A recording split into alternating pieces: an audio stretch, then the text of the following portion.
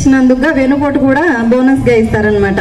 అటువంటి గొప్ప గొప్ప కార్యక్రమాలు చేస్తున్నటువంటి మన కూటమి నాయకులందరి గురించి ఇప్పుడు ప్రస్తుతం ఉన్న మన నాయకులందరూ కూడా చెప్పారు.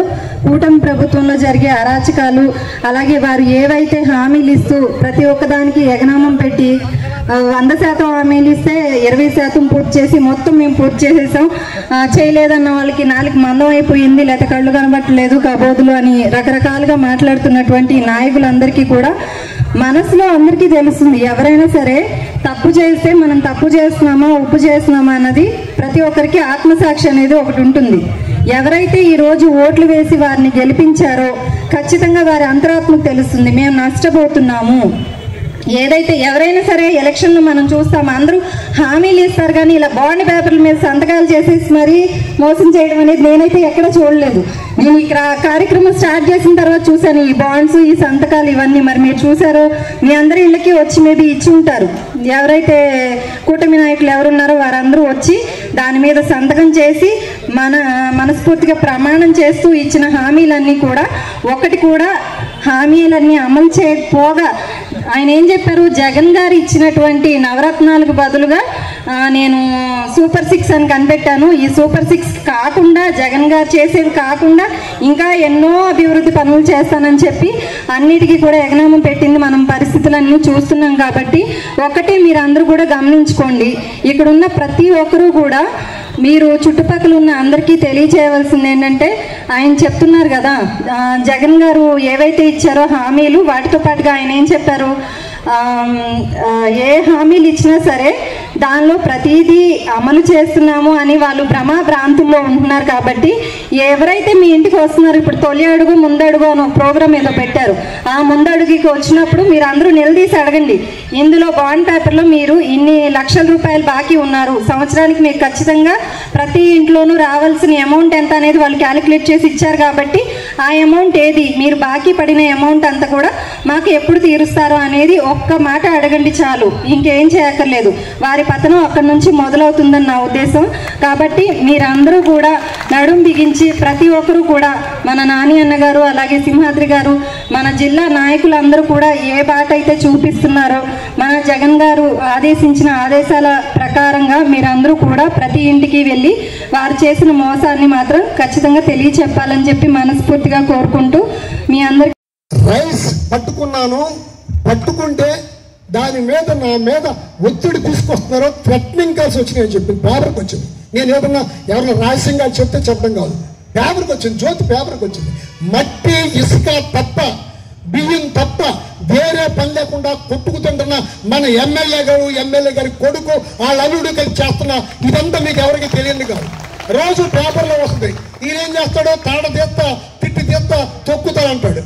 ఏమి తొక్కడు, డబ్బులు తొక్కడం తప్ప ఇంకో వేరే పని లేకుండా ఇవాళ జరుగుతుంది. ఆంధ్ర రాష్ట్ర గవర్నమెంట్, చంద్రబాబు నాయుడు గారి గవర్నమెంట్ నోరెత్తినోడి మీద కేసులు పెట్టి ఇబ్బందులు పెట్టి చేస్తుంది. మీరు అందరూ ఎరుగుంటారు. అసలు ఒక ఐఏఎస్ ఆఫీసర్ని లోపల వేయటం, పెద్ద పోలీసుల్ని ఎస్పీ లెవెల్ లోపల వేయటం, అసలు ఇంకా ఎవరిని నోరెత్తనీయకుండా చేయటం. ఆగుతున్నారా జనం? బయటికి రావట్లేదా?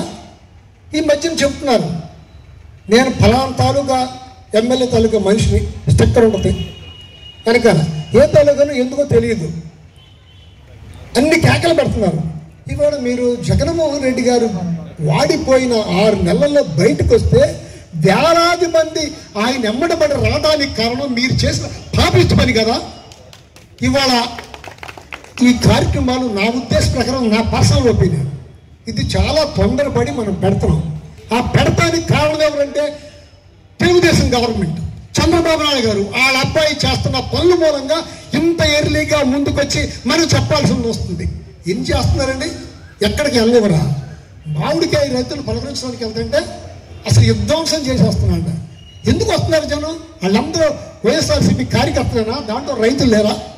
ఒకవేళ వైఎస్ఆర్సీపీ కార్యకర్తలే, వాడిపోయే సంవత్సరం కాలేదు, నీకు అధికారం ఉంది, పోలీసు వాళ్ళతో నువ్వు అందరినీ లోపలేస్తూ మక్కి జరగొట్టిస్తానన్నావు, ఆ పని చేస్తున్నావు, రెడ్ బుక్ అన్నావు. ఈ రెడ్ బుక్ను కూడా లెక్క చేయకోకుండా జనం బయటికి రావడానికి అంటే నీ పరిపాలన మీద, నీ దుర్మార్గం మీద జనం ప్రజలు ఎదురు తిరిగే పరిస్థితి వచ్చింది కనుక ఇవాళ అంత చేస్తున్నావు. ఇవాళ ఈ నియోజకవర్గానికి ముఖ్యులు చాలామంది వచ్చారు.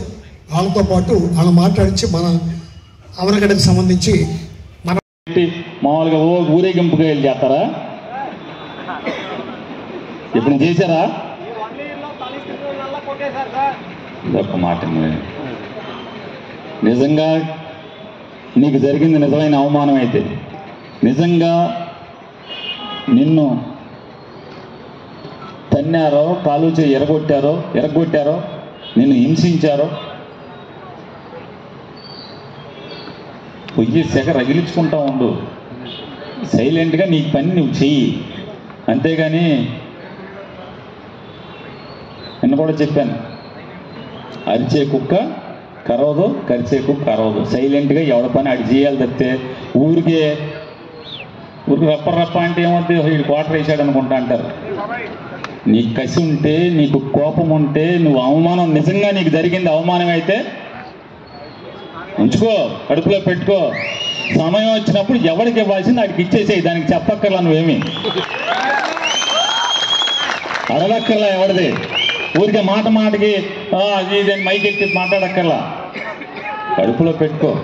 ప్రజలకి నీ రప్ప అక్కర్లా. వాడికి ఏం కావాలో అదే ఇస్తామని చెప్పండి. కానీ మన దగ్గర మనం ఒకరికి బాకీ పడి ఉన్నాం. జీవితాలు గోల్డ్ అస్సలు బాకీ ఉంచుకోరు. బట్ ఖచ్చితంగా బాకీ తీర్చుకునే రోజు వచ్చినప్పుడు ఖచ్చితంగా బాకీ తీర్చేయండి. దానికి ఏం చెప్పక్కర్లా. మైకెట్టి నేను బాకీ తీరుస్తాను చెప్పాలేంటి? తీర్చేసేయండి అంతే.